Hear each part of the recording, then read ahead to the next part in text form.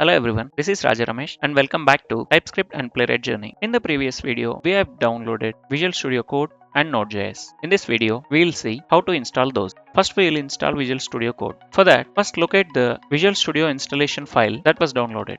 I have that on my desktop. Locate and click on the installation file. It will open the installer. You can accept the default installation path and you will see the space required. Just continue with the installation with all the default values provided. If you want an icon to be created on desktop, you can choose so and continue with the rest of installation. The installer will take some time to install the required files. Once the installation is completed, you will see this screen. Here you have an option to launch the Visual Studio Code. To launch the Visual Studio Code, check that checkbox and click on Finish. It will launch the Visual Studio Code. Once the Visual Studio Code is open, you will see the welcome screen. So this is how we install Visual Studio Code.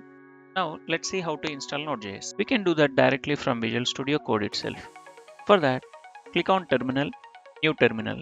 It will open new terminal at the bottom. You can verify if Node.js is already installed. We know that is not installed already, but let's try. We can do that by typing in the command node-v and press enter. If the Node.js is already installed, we should get the version of Node. Otherwise, we'll be getting some error like this. As we get error, we know Node.js is not installed. To install Node.js, locate the installation file which you have already downloaded. That is on my desktop. Open the installer. This is a simple installation. Just accept the license agreement and continue with the installation. It will take some time for the installation to be completed. Click on the finish button to complete the installation. After that, it will automatically install the required things.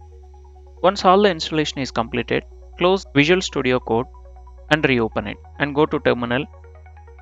Type in node-v. Enter. It will show the Node version that is installed in our machine. So with this, we are done with installing Node.js. In the next video, we will see how to install TypeScript from Visual Studio Code. Thank you for watching and please don't forget to like and subscribe.